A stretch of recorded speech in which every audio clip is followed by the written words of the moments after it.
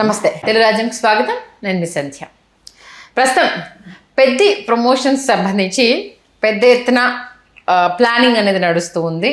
అలాగే ఐటమ్ సాంగ్ని కూడా రిలీజ్ చేయడం జరిగింది. ఈ నేపథ్యంలో తెలియకుండా రామ్ చరణ్ ఒక కాంట్రవర్సీలో ఇరుక్కున్నారు. అఫ్కోర్స్ మన తెలుగు వారికి రామ్ చరణ్ మతిమరుపు ఎలా ఉంటుంది, పేర్లను ఏ రకంగా కిచిడీ చేస్తారు, వారు ఏ డిపార్ట్మెంట్ అని తెలుసుకోవడానికి వారు ఏ రకంగా ప్రయోగాలు చేస్తారు అనేది మీ అందరికీ గుర్తుందో లేదో RRR ఇంటర్వ్యూ జరిగినప్పుడు ఎన్టీఆర్ గారు, జూనియర్ ఎన్టీఆర్ గారు రామ్ చరణ్ గారి మెమొరీ పోర్ గురించి చాలా సెటైరికల్గా, చాలా క్లియర్గా ఆయన ఒక పేరును ఎలా కిచిడీ చేస్తారు, దాన్ని ఎన్ని మలుపులు తిప్పుతారన్న విషయం చాలా క్లియర్గా అంటే మన తెలుగు వారందరికీ తెలిసింది. బట్ ఏంటంటే అంత పెద్ద స్టేజ్ మీద మన ఫేమస్ క్రికెటర్ బూమ్రా గురించి, ఆయన ప్రొఫెషన్ గురించి ఆయన చేసిన కామెంట్ చాలా ట్రోల్స్కి దారితీసింది. ఈ నేపథ్యంలో రామ్ చరణ్ గారికి మతిమరుపు చిన్నప్పటి నుంచి ఉందా, సినిమాల్లోకి వచ్చాక స్టార్ట్ అయిందా? అఫ్కోర్స్ అది పెద్ద ప్రమోషన్కి ఇదైనా దాన్ని రకరకాలుగా కిచిడి చేసేసి ఆయన్ని స్టేజ్ పైన ఐఎమ్ సారీ అనేసని నేను cricketer but by mistake football అని చెప్పేశాను అని చెప్పేసి అని చెప్పడం జరిగింది. మరి రామ్ చరణ్ గారిని అంటే చూసిన వ్యక్తిగా, వాళ్ళ కుటుంబంతో సన్నిహితంగా ఉన్న వ్యక్తిగా మనకు శ్రీకాంత్ గారు పరిచయం అనే విషయం మనందరికీ తెలిసిందే కదా. ఈ నేపథ్యంలో ఈ మతిమరుపుకు సంబంధించి శ్రీకాంత్ గారు ఏం చెప్తారు, ఆయన మాటలోనే తెలుసుకుందాం. శ్రీకాంత్ గారు నమస్తే అండి. నమస్కారం సంధ్య గారు. పెద్ద ప్రమోషన్లో భాగంగా బూమ్రా గారి గురించి చెప్తే ఆయన ఫేమస్ క్రికెటర్ అందరికీ తెలిసిందే. బట్ రామ్ చరణ్ గారు ఫుట్బాల్ ప్లేయర్ అనేసి అని అన్నారు. ఆ ఒక్క పదాన్ని పట్టేసుకుని ఆయన అభిమానులు, బూమ్రా అభిమానులు వాళ్ళు ఎలా చెప్తావు అంటూ ఆయన మీద విపరీతమైన ట్రోల్స్ అవన్నీ చేయడం జరిగింది. బట్ ఆయనకు మతిమరుపు ఉందన్న విషయము RRR సినిమా తర్వాత జూనియర్ ఎన్టీఆర్ గారికి చెప్పిన తర్వాత ఏంటి రామ్ చరణ్ గారికి ఇంత మతిమరుపు ఉంటుందా, పేర్లు ఇంత కన్ఫ్యూజ్ అవుతారా అన్నది తేటతెల్లం అయిపోయింది. రామ్ చరణ్ గారికి ఈ మతిమరుపు చిన్నప్పటి నుంచి ఉందా, సినిమా ఇండస్ట్రీలోకి వచ్చాక వచ్చిందా? లేదు, దీనిని మనం మనస్తత్వ శాస్త్రం నుంచి విశ్లేషించి చూడాలి. బాబోయ్ ఎక్కడికో వెళ్ళిపోయారు. లేదు అంటే చాలా మందికి అర్థం కాని విషయం ఏంటంటే ఇది రామ్ చరణ్ గారికి సంబంధించిన విషయం కాదు. ఫర్ యువర్ కైండ్ ఇన్ఫర్మేషన్, నేను విపరీతమైనటువంటి క్రీడలో లేకపోతే క్రీడాభిమానం, క్రీడలకు సంబంధించి నాకేమీ తెలియదు. ఓకే, ఆ రంగం పట్ల ఐఎమ్ అన్ఫోకస్డ్. ఈ అన్ఫోకస్డ్ అయినప్పుడు ఏమవుతుందంటే దానికి సంబంధించినటువంటి ఏ సమాచారం కూడా మీ మెమరీలో రిజిస్టర్ అయి ఉండదు, అది సేవ్ అయి ఉండదు.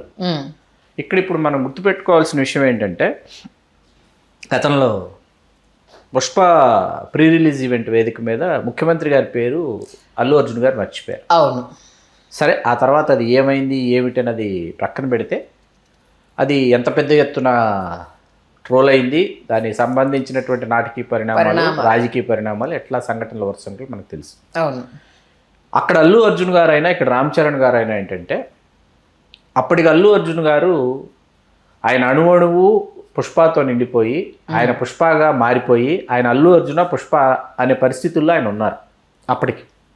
ఓకే, గత 5 సంవత్సరాల పాటు పెద్దితో బుచ్చిబాబుగా ట్రావెల్ చేస్తున్నారు. 5 సంవత్సరాల నుంచి పెద్ది అనే కథతో కావచ్చు, పెద్ది అనే పాత్రతో కావచ్చు, పెద్ది అనే కథలో ఉన్నటువంటి పాత్రలతో కావచ్చు ఆయన ప్రయాణం చేస్తుంటే తక్కువలో తక్కువ 2 సంవత్సరాల కాలం రామ్ చరణ్ గారు పెద్దితో ప్రయాణం చేస్తున్నారు. చేస్తూ రామ్ చరణ్ గారు ఈ మధ్య మీరు ఇందాక ఏ వేదిక అయితే చెప్పారో భోపాల్ వేదిక మీద రామ్ చరణ్ గారు మాట్లాడినటువంటి మాటల్లో నేను విన్నది, నా అణువు ప్రతి రక్త బిందువు పెద్దితో నిండిపోయింది అనేటటువంటి మాటలు వాడిన తర్వాత ఏంటంటే ఆ పాత్రగా ఆయన మారిపోయారు. మారిపోయిన తర్వాత ఏమిటంటే అన్ఫోకస్డ్ టాపిక్స్, అన్ఫోకస్డ్ పర్సన్స్, అన్ఫోకస్డ్ ఇన్ఫో ఏదైతే ఉందో, అన్ఫోకస్డ్ థింగ్స్ ఆల్సో, వాటి మీద ఏ విధమైనటువంటి ఆసక్తి ఉండదు ఎవరికి. బట్ సినిమా వస్తాను, స్పోర్ట్స్ బ్యాక్డ్రాప్ వస్తాను అయితే చాలా మంచి అంశం మీరు లేవనెత్తారు. ఇది స్పోర్ట్స్ బ్యాక్డ్రాప్ సినిమానా, ఎమోషనల్ బ్యాక్డ్రాప్ సినిమానా, పీరియాడికల్ సినిమానా, లేకపోతే మరొకట ఇంకొకటి అనేది కాసేపు పక్కన పెడితే ఓకే ఖచ్చితంగా ఇప్పుడు ఈయన గురించి తెలిసి ఉండాలి, ఈయన గురించి ఖచ్చితంగా నేర్చుకుని ఉండాలి అనేటటువంటి విషయం అక్కడ ప్రధానమైనటువంటి విషయం కాదు. ఆయన అక్కడ ఉన్నటువంటి ఫ్లో కావచ్చు, లేకపోతే అక్కడ ఉన్నటువంటి అభిమానుల కేరింతలు కావచ్చు, అక్కడ ఉన్నటువంటి వాళ్ళ అత్యుత్సాహంలో ఆయన ఒకటి డెలివరీ చేయబోయి మరొకటి డెలివరీ చేసి ఉండొచ్చు. అగ్రీ చేయొచ్చు. అన్ఫోకస్డ్ అండి. ఇందాక అన్ఫోకస్డ్ ఏమన్నానంటే ఖచ్చితంగా స్పోర్ట్స్ అనేటప్పటికీ ప్రతి ఒక్క స్పోర్ట్స్ గురించి మనకు తెలిసి ఉండాలి, తెలుసుకుని తీరాలి అనేసి మనకి ఎక్కడ ఏ నిబంధన లేదు. అవును కదా. కాకపోతే మీరు ఇందాక ఏమంటే చిన్నప్పుడు ఏంటది జ్ఞాపక శక్తి ఉందా తర్వాత లేదంటే కాదండి. ఇందాక నేను చెప్పింది మనస్తత్వ శాస్త్రం ఎందుకనంటే ఇట్స్ అన్ఫోకస్డ్ ఏరియా ఆయనకి. కాబట్టి ఆ డెలివర్ చేసేటటువంటి క్రమంలో ఒకటి మాట్లాడిపోయి ఇంకొకటి డెలివర్ అయింది అంతే. అంటే RRR సినిమా అప్పుడు కూడా జూనియర్ ఎన్టీఆర్ గారు డిస్కషన్లో వచ్చినప్పుడు కెమెరామెన్ పేరు కావచ్చు, అసిస్టెంట్ డైరెక్టర్ పేరు కావచ్చు, అతని ఏదో పేరు ఉంటుంది, ఈయనకి ఏదో గుర్తొస్తుంది, ఆ గుర్తొచ్చిన దాన్ని పిలిచేటప్పటికి ఇంకేదో వస్తుంది, అది ఇంకేదో అయిపోతుంది అని చెప్పేసి చాలా క్లియర్గా చెప్తారు. అంటే దీన్ని దానికి ఏంటంటే ఆయనకి ఏదైనా ఆ మతిమరుపు అనేది అలవాటు అయిందా అనేది కాదు మతిమరుపు కాదండి. అదేంటంటే ఏవి గుర్తు పెట్టుకోవాలి, ఎంత గుర్తు పెట్టుకోవాలి, ఏం చెయ్యాలి అనేది ఒక నియమబద్ధమైనటువంటి ఒక సమయపాలనతో కూడుకున్నటువంటి జీవితాలు, స్టార్స్ జీవితాలు. చాలామంది బయట మాట్లాడుకున్నట్టు, చాలామంది బయట మనం ఇక్కడ కూర్చుని అద్దాల మేడలో ఉన్నటువంటి వాళ్ళ గురించి మనం చర్చించుకునేటటువంటి జీవితాలు వాళ్ళకి కాదు. నియమబద్ధంగా సమయపాలనతో ఆ సమయానికి ఖచ్చితంగా వాళ్ళు ఆ పని చేస్తేనే వాళ్ళు మనకి కావాల్సినటువంటి రూపులో వాళ్ళు మనకు దర్శనం ఇస్తారు, మనల్ని వినోదింపజేస్తారు. దానికి సంబంధించి ఏంటంటే ప్రతి ఒక్కరి పేరు గుర్తుపెట్టుకోవాలి, ప్రతి ఒక్కరిని మనం గుర్తుపెట్టుకొని పలకరించాలంటే ఫేసెస్ అందరికీ గుర్తుంటాయండి. నేను ఒక స్టార్ డైరెక్టర్ పేరు అనవసరం, స్టార్ డైరెక్టర్తో కొంత ట్రావెల్ చేశాను. వారిని ఒకసారి అడిగారు, సార్ మీకు ఒకేసారి మీరు 4 సినిమాలు 5 సినిమాలు డైరెక్ట్ చేసేసేవాళ్ళు మా చిన్నతనంలో మాకు తెలుసు, ఏంటి సార్ డైరెక్షన్ డిపార్ట్మెంట్ వాళ్ళని ఎలా గుర్తుపెట్టుకునేవాళ్ళు మీరు? ఒక్కొక్క సినిమాకి 5 నుంచి 6 డైరెక్షన్ డిపార్ట్మెంట్, ఒక chief co director, associate directors, assistant directors ఉంటారంటే నాకు కో డైరెక్టర్, అసోసియేట్ ఇద్దరు గుర్తుంటారు, నాకు పేర్లు కూడా గుర్తుండవన్నారు ఆయన. Okay, co director face, associate director ఫేసే గుర్తుంటాయి నాకు. కో డైరెక్టర్ ఏం ప్లాన్ చేశాడు, ఏ సీన్ చేస్తున్నావు ఎక్స్ప్లెయిన్ చేసేస్తాడు, అసోసియేట్ డైరెక్టర్ వచ్చి సీన్ పేపర్ ఇస్తాడు, సీన్ పేపర్ ఆర్టిస్ట్కి ఎక్స్ప్లెయిన్ చేసావా, నేను ఏం తీయాలి, ఎలా చూపించాలి, చిరంజీవి గారిని ఎలా చూపించాలి, బాలకృష్ణ గారిని ఎలా చూపించాలి, నాగార్జున గారు ఎలా చూపించాలి, అదే నాకు గుర్తుంటుందని. ఇప్పుడు అక్కడ పాత్రగా మారిపోయినటువంటి రామ్ చరణ్ కావచ్చు, తారక్ కావచ్చు, మహేష్ కావచ్చు, అల్లు అర్జున్ కావచ్చు, ఎవరైనా ఏంటంటే అప్రెంటిస్ ఎవరు, అసిస్టెంట్ డైరెక్టర్ పేరేంటి, ఈవేళ మనకు జ్యూస్ ఇచ్చిన వాడి పేరేంటి, మీకు పర్మనెంట్ స్టాఫ్ ఉంటారండి. పర్మనెంట్ స్టాఫ్ పేర్లు గుర్తుంటాయి, పర్మనెంట్ మీ పిఏ, మీ టచ్అప్ బాయ్ వీళ్ళందరూ ఉంటారు, మీ పర్సనల్ డ్రైవర్ వీళ్ళందరూ గుర్తుంటారు, గుర్తు లేకుండా ఉంటారు. ఎందుకంటే వాళ్ళు పర్మనెంట్ స్టాఫ్ వీళ్ళతోనే ట్రావెల్ చేయాలి, ఉదయం లేస్తే రాత్రి వరకు వీళ్ళతోనే ట్రావెల్ చేయాలి, వాళ్ళు వీళ్ళతోనే ట్రావెల్ చేయాలి. బోత్ ఆర్ డిపెండెంట్స్ అనమాట. It's very clear. అక్కడ వన్స్ యూనిట్కి వచ్చిన తర్వాత ఏంటంటే ఏడీ ఎవరు, కో డైరెక్టర్ ఎవరు, సినిమాటోగ్రాఫర్ ఎవరు, కెమెరా అసిస్టెంట్ ఎవరు, కాస్ట్యూమర్, నా కాస్ట్యూమ్ కాకుండా మనకి హెయిర్ డ్రెస్ ఎవరు, ఇవన్నీ చూసేసుకుని ఏంటంటే వాళ్ళ బ్రెయిన్లో అదే ఉంటుందన్నమాట. దీనిని స్టెప్ బై స్టెప్ డివైడ్ చేసుకుని చేస్తారు. మీరు ఇందాక చిరంజీవి గారి జ్ఞాపక శక్తి అనే దాని గురించి మాట్లాడారు. చిరంజీవి గారు మెగాస్టార్ గారి కొడుకు కాదు, వెంకట్రావు గారి అబ్బాయి. రామ్ చరణ్ మెగాస్టార్, చిరంజీవి గారి అబ్బాయి. ఈ రెండు గుర్తుపెట్టుకోవాలి. అసలు ఈ పాయింట్ ఎవరు టచ్ చేసి ఉండకపోవచ్చు సార్ నిజంగా. అవునండి, ఆయన కొణిదెల వెంకట్రావు గారు అబ్బాయి అండి, నార్మల్ కానిస్టేబుల్ ప్రసాద్ గారు కదా. ఇక్కడికి వచ్చేసరికి మెగాస్టార్ గారు చిరంజీవి గారి అబ్బాయి అయినా. తర్వాత మీరు ఇప్పుడు రామ్ చరణ్ గారికి ఇప్పుడు ఇందాక స్పోర్ట్స్ గురించి మాట్లాడారు, ఆయనకి ఇష్టమైనటువంటి క్రీడ ఏంటి మీరు చెప్పండి? క్రికెటే రామ్ చరణ్ గారికి. పోలో. ఆయన polo club member. Polo club పరిచయమే రామ్ చరణ్ గారి జీవితంలోకి ఉపాసన గారిని తీసుకొచ్చి. Okay, polo his favourite. నాకు అర్థమైందా? అంత క్రితం కానీ ఆ తర్వాత కానీ ఆయనకు కార్ల కంపెనీ పెట్టాలి, ఇవాల్టీకి ఉంది, కార్ల కంపెనీ పెట్టాలి, కస్టమైజ్డ్ కార్స్ తయారు చేయాలని ఆయనకి ఇవాల్టీకి ఉంది.